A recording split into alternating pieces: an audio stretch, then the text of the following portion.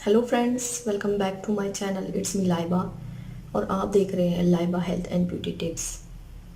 उम्मीद करती हूँ कि आप सब खैरियत से होंगे। फ्रेंड्स, आज की वीडियो में मैं आपके साथ शेयर करने वाली हूँ रोज़ वाटर के बारे में और टी ट्री ऑयल के बारे में।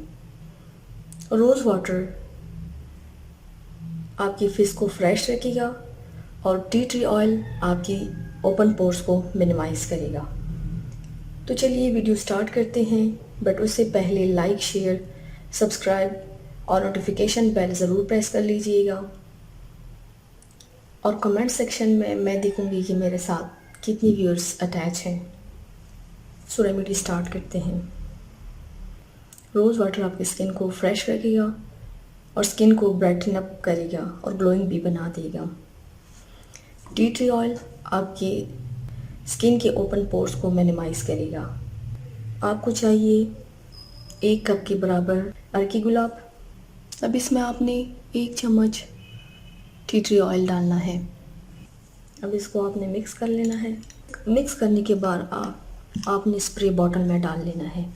आपने यूज़ कैसे करना है, रात को सोने से पहले अपने फेस को वॉश कर लेना है, फिर आपने अपने फेस पे स्प्रे करना है।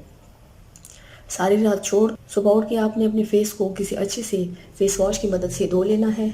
डेली रात यूज़ करने से इससे आपको बेस्ट रिज़ल्ट मिलेगा।